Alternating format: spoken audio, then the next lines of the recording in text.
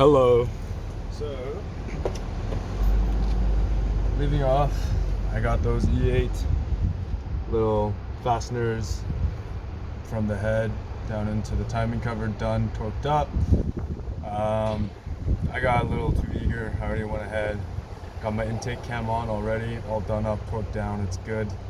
It's not at top dead just yet. I'm gonna set that back once I get the exhaust cam on, but might as well record me getting exhaust cam on. Everything already pre-lubricated, have my caps, they're already pre-lubricated, all with engine assembly. I'm using Permatex Ultra Slick. If you don't recommend this for BMW engines, please let me know. I won't use it next time, but whatever. Yeah, we'll go ahead and get into it. Bearing cap number 2, facing exhaust cam, right?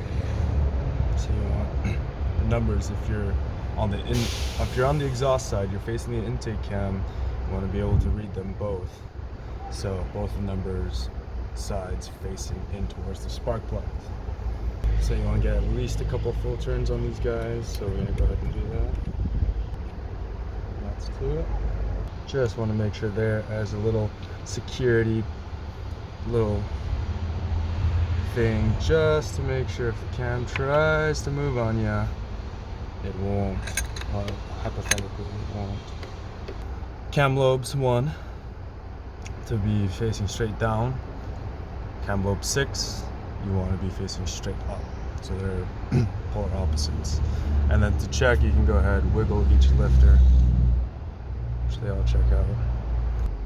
Make sure I know that lifter moves. And one of the most concerning ones are cylinder 5. So we're gonna go ahead. Oh yeah, that's got movement. Well, let's go.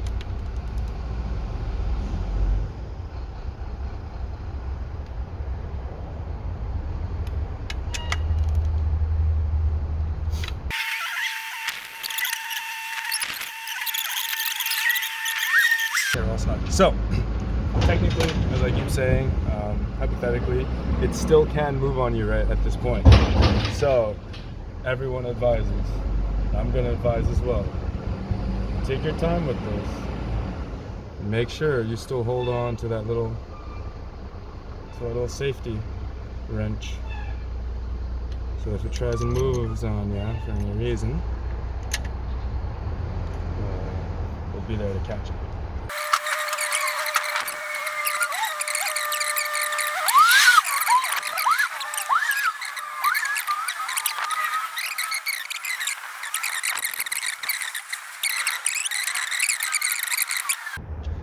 Okay. Once these guys are all snug, go ahead, torque these fuckers down. The one I started off with, bearing cap number 2, gonna go ahead, torque that guy down first. Nice and evenly too. Just to make sure my overall tension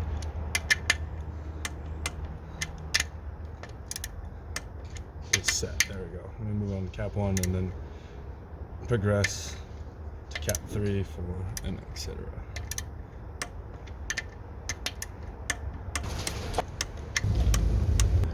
I need it. That's a click. And that's another click.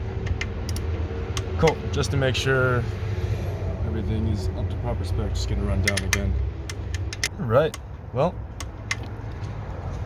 and that's about it. We're gonna go ahead and move our cams back to TDC.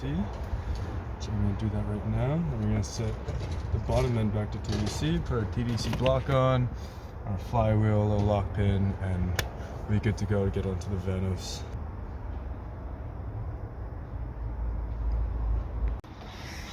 Engine is at top dead. Cams are at top dead.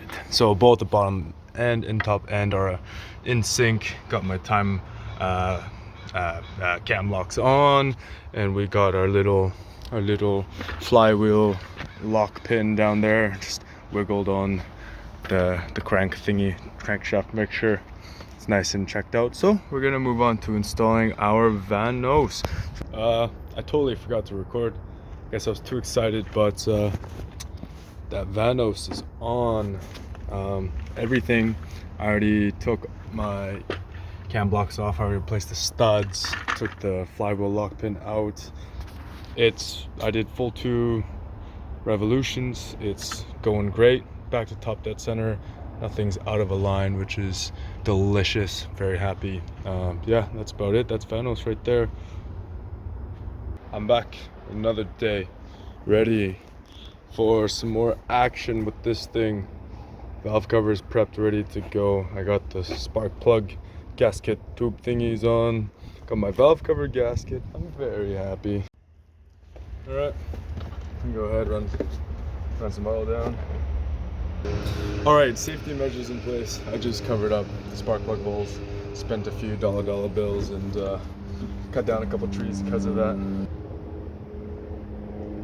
Oh yeah.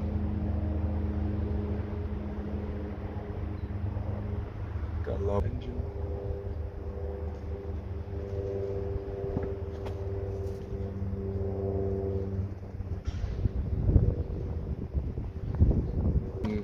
Cover thing. I'm really not too sure why it's in place, but okay, pull this stuff.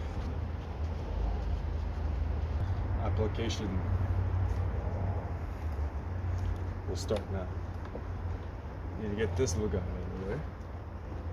And you'll just fit in there just like that, yeah? Nice and easy. Oh yeah.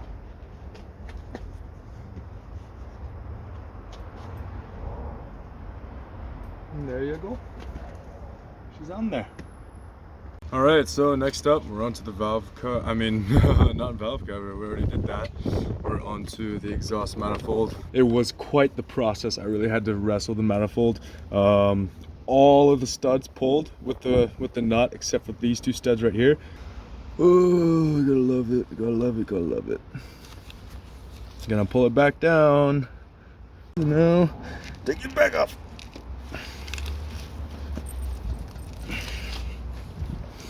Oh man. Alright, it's a new day. You can see I have a prepped intake manifold here. It was a battle, but we got the exhaust manifolds all done. That was a good time. I thought back, I was like, yeah, taking it off, I'm like, ooh, that wasn't so hard. Little did I know about putting them on was such a hassle. But yeah, all torqued down to 180 inch-pounds. Yeah, we're good to go. Ready to put the intake manifold on. Everything's good, everything's plugged in, everything, all the hoses, coolant, whatever is attached, all good to go. So we're gonna throw this bad boy on and get going. I think it'd be a good idea to throw these sensors in first. Sure is cold today. What am I doing here? There we go. Nice. This is ready to be mounted.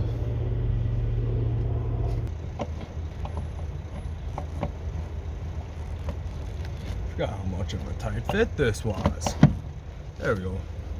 Trying to get that farthest stud lined up and we should be good to go in. Yeah, there we go.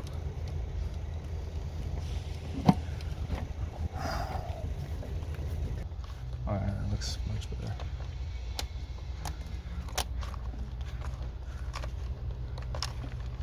Alright, quick update. I haven't been filming a lot. My documentation commitment has been minimal. Time has come. Fill it up.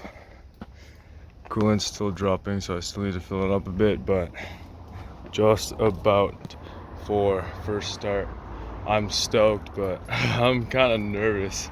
There's no other way to find out to do it, so we're gonna go crank that key, see if it goes. I already pulled the fuel pump fuse and cranked it for maybe like 15 seconds in total, so it's somewhat primed with oil.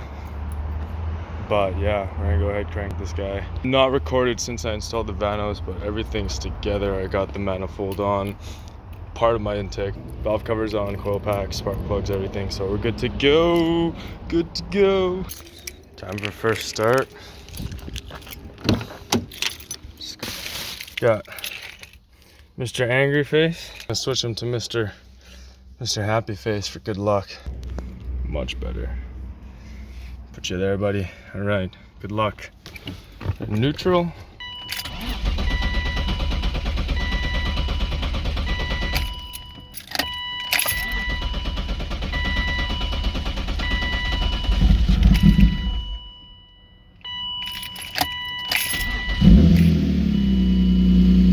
Oh yeah, baby. Lifters are going crazy, but I could even out. But it's all right.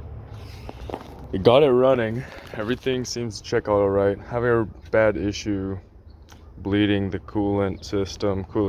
So what I had a couple coolant drips, one coming from the head, this fitting right here, which goes over to the throttle body.